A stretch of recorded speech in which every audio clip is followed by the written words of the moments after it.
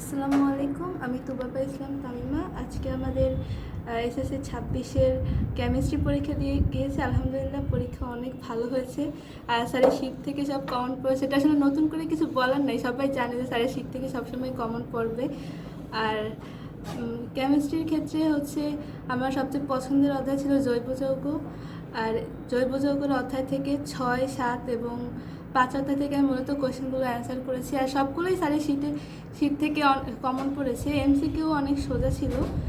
আর এর আগে ফিজিক্স পরীক্ষায় গিয়েছে, সেইখানেও ম্যাথগুলো সব স্যারের শীট থেকে কমন পড়েছে। আর এমন হয়েছে যে আমি ফিজিক্সের ক্ষেত্রে আগের রাত্রেবেলা স্যারের শীটের ম্যাথগুলো দেখি নাই, কারণ সারা বছর এতবার আমি ম্যাথগুলো করছি যে আমার ম্যাথগুলো সব একদম মুখস্থ হয়ে গেছিলো। আর কেমিস্ট্রির ক্ষেত্রে হচ্ছে একটা চ্যালেঞ্জ হচ্ছে আমাদের হচ্ছে ভর মনে রাখা, কিন্তু আমার হচ্ছে প্রায় 30-40টা মৌলের ভর এবং প্রায় পর্যায় সারণী বলতে গেলে 90টার মতো মৌলের নাম এবং অবস্থান মনে ছিল। তার জন্য এটা নিয়ে আমি খুব বেশি সমস্যা ফেস করিনি। আর ওভারঅল পরীক্ষা ফিজিক্স কেমিস্ট্রি দুটোই অনেক ভালো ছিল আলহামদুলিল্লাহ। বাকিটা রেজাল্টে দেখা যাবে।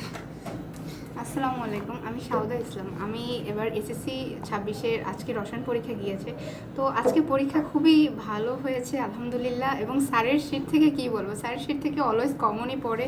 প্লাস এটা নতুন করে বলার কিছু নাই। তাছাড়া আজকে একটা প্রশ্ন এসেছিল ফেনল অ্যালকোহল কি না। তো স্যার যখন ক্লাসে আমাদের কনসেপ্টটা বোঝাচ্ছিল তখনই সে এই বিষয়ে একদম সম্পূর্ণ ব্যাখ্যা দিয়ে দিয়েছিল, যাতে এটা না পারার কিছুই ছিল না। কিন্তু আমি যখন আমার স্যারের এখানে যারা অনেকেই পড়েনি, যাদের আমি জিজ্ঞাসা করেছিলাম, তারা বলে তারা এই মার্কটা ছাড়তে বাধ্য হয়েছে, তারা জানতো না এটা কীভাবে পারেনি। তো স্যারের কাছে যদি এটা পড়ে, তার স্যারের শিটটা ঠিক মতো পড়ে, তাছাড়া স্যারের কনসেপ্ট ক্লাসগুলো ভালো করে তাহলে আলহামদুলিল্লাহ 100 মার্কে ফুল 100 মার্কই হবে ইনশাল্লাহ।